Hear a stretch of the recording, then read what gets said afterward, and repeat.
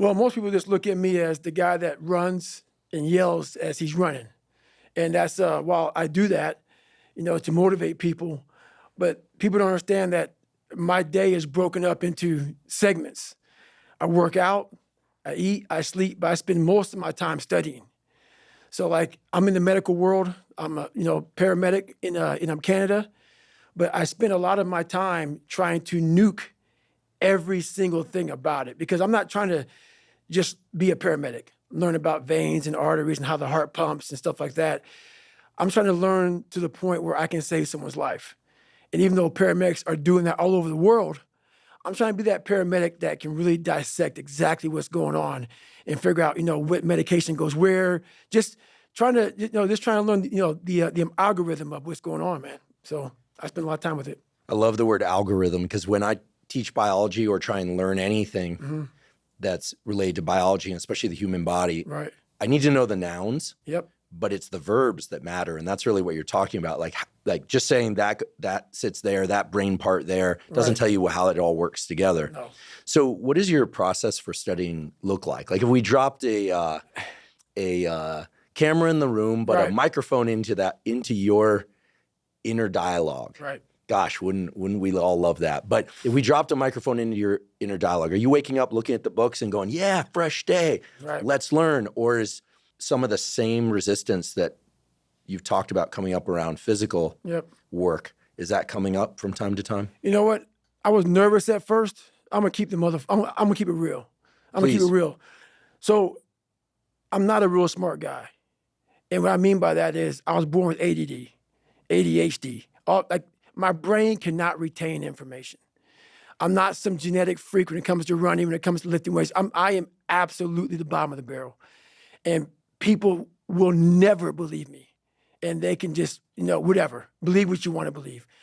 So when you ask me this question about what does studying look like for me, I have to go over the same page over and over and over and over again. While Jennifer can look at that page while she's, quizzing me, she'll learn it right then as she doesn't know anything about it.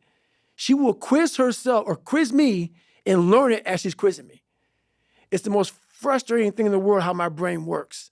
So what I do is I literally sit there with a pen and paper and I have my books and I go through and have to write everything down every single day. I will study the same page until it's photographic memory from writing the same thing down. And then from there, I'll go back through and relearn again. So I'll learn the bulk of it. But then I'll go through and learn the small things within that. So if it's a medication, I'll learn what the medication does. I'll learn how to even say the medication. Because these medications aren't like albuterol. No, it's very big words. So I'll go through, learn how to say the name. Then I'll go through, learn what the dose is. Then I'll go through, and this is like every single day. So not like, oh, I got it. Let's just go through. No, nothing is I got it. Every single thing. So I can't wait to get in this conversation because everything I do in life, it sucks.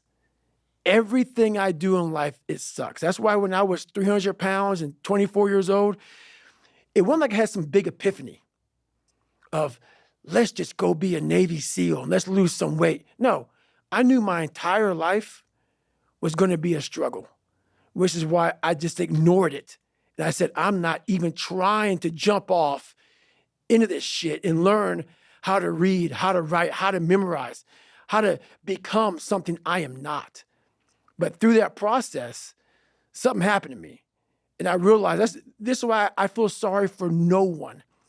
In this podcast, they're going to really not like me because people are going to think that I am maybe lying or maybe fibbing or exaggerating. No, I was the lowest form on earth, no talent, no ability to learn, and I literally know what it is to be rock bottom and to build that up.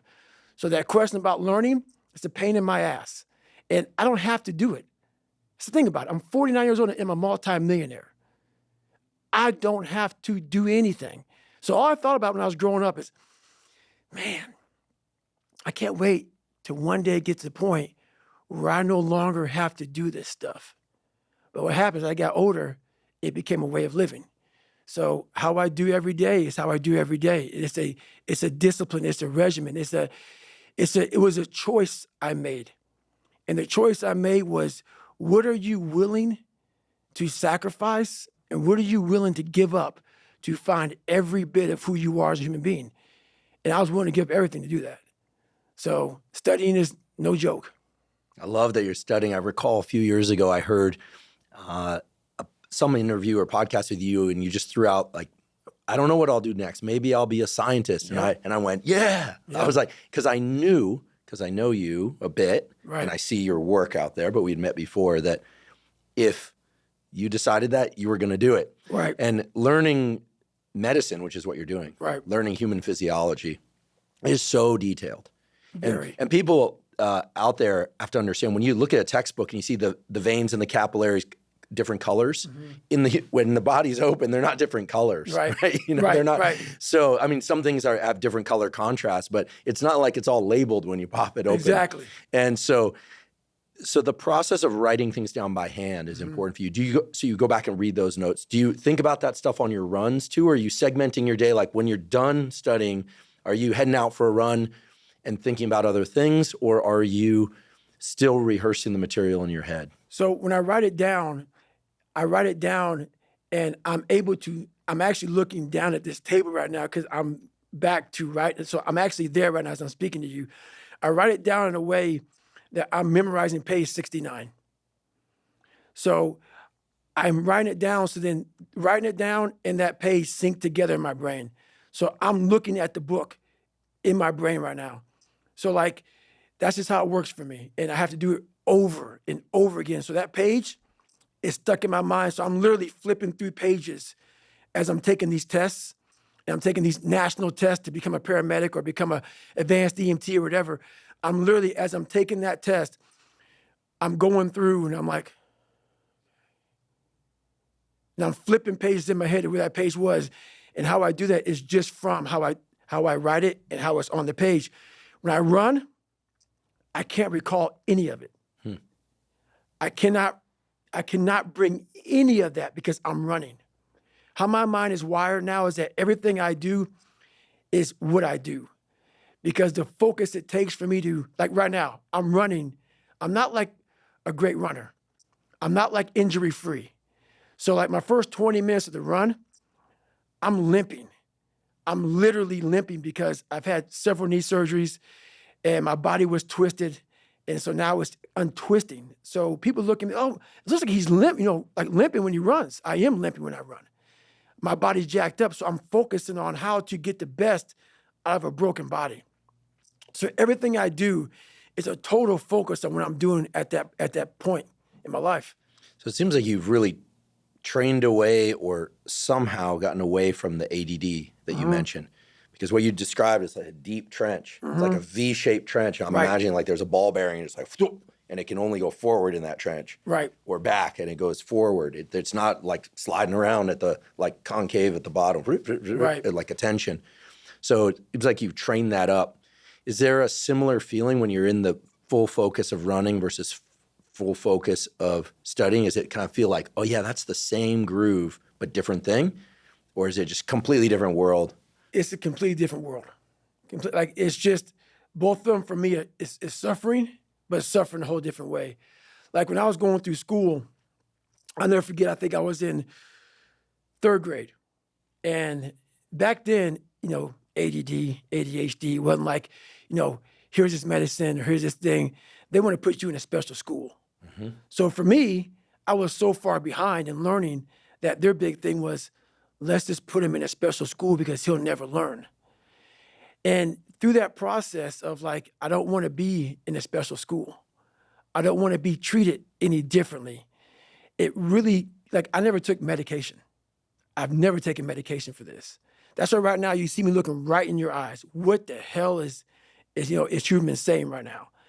And that's why I don't feel bad for people who have ADHD, who have learning disabilities. And some are impossible because you just can't. But a lot of them you can. But people don't want to go through the process of focus, of teaching yourself how to truly focus. This is where my message gets lost. It gets lost because I may say, MF or F, I may be, because that's the passion that comes out of me, because it takes everything for me to learn a sentence. So when I speak about David Goggins, I can't speak about David Goggins in a way that's just calm and cool. Because when I wake up, I know the journey that it takes for me to find my greatness. And it's hard. Nothing is easy. Nothing just like, I wake up and I just do this or I do that, or it just, I watch people every day go through life and it's so easy.